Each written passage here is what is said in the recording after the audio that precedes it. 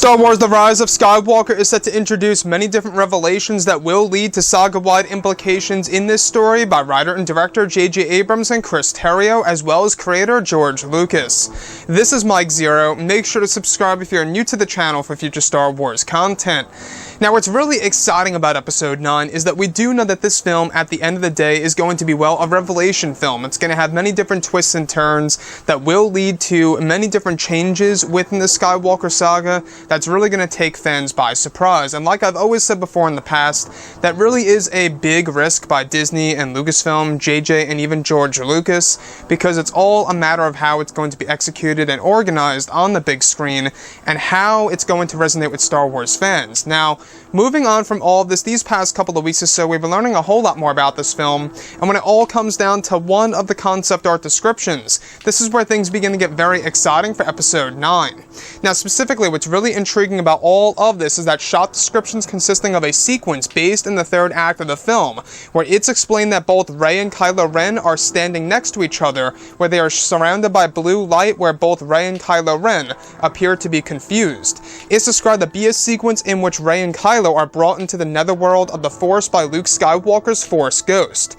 The sequence is said to progress to a moment in which a far older version of Anakin Skywalker appears before both Rey and Kylo Ren, where he begins to tell them a tale of the Wills that was taken from the Journal of the Wills on Octu.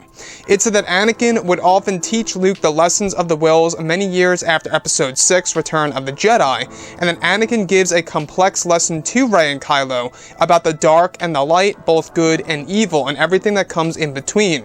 Anakin is described to appear as if he is 70 plus years old, where he still holds the Hayden Christensen design as he stands next to Luke, delivering this lesson to Kylo and Rey.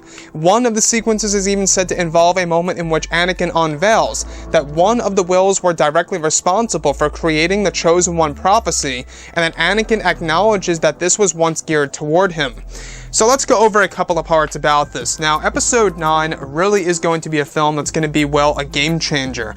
It's going to be a movie that's really going to add in many different aspects that we have never seen before. The Wills, of course, being a big one, and the netherworld of the Force being explored is yet another different medium of Star Wars that we have never seen in an actual Star Wars movie. Now, sure, in the comics, specifically the Vader comics, we got a glimpse into the spiritual realm, which was more oriented toward the dark side.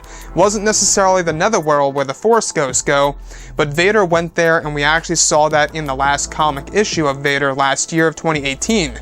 So, with that being said, this particular moment involves both Rey and Kylo inside of the netherworld of the Force, and as they are inside of this different realm from the mortal world, they experience a far older Force Ghost version of Anakin Skywalker, delivering lessons about the Wills, and how the Chosen One prophecy was actually created by one of the Wills, and that Anakin was a target for all of that. So what I like so much about this is that this is, of course, exploring these godlike beings that go by the names of the Wills that George Lucas created back in 1977 that were never really fully explored in any kind of legends or canon material that's now going to pretty much be demonstrated and introduced in The Rise of Skywalker by JJ, and I think that's a very magical thing to do, and does line directly up with how The Rise of Skywalker is actually said to be a movie that builds towards something larger and more magical, and that would definitely fit the description there.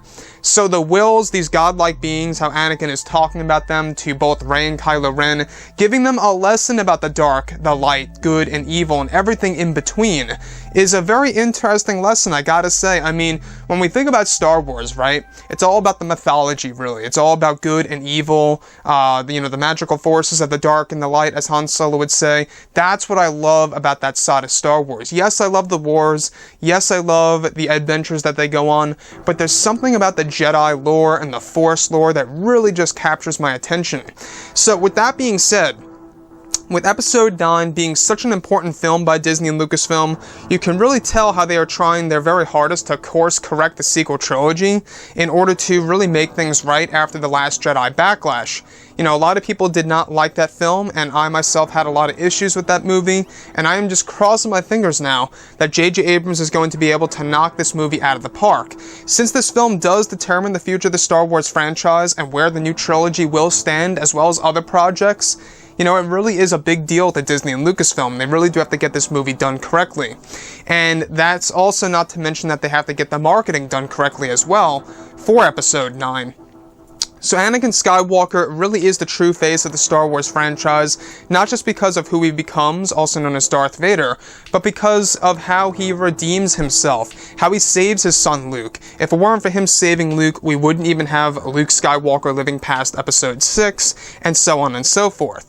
Anyways, guys, drop a comment below, let me know what you think about all of this in the comments, and if you guys did enjoy the content for today, do make sure to drop a thumbs up on this video to support the channel. I thank you all so very much for the kind support, and I'll catch you guys next time.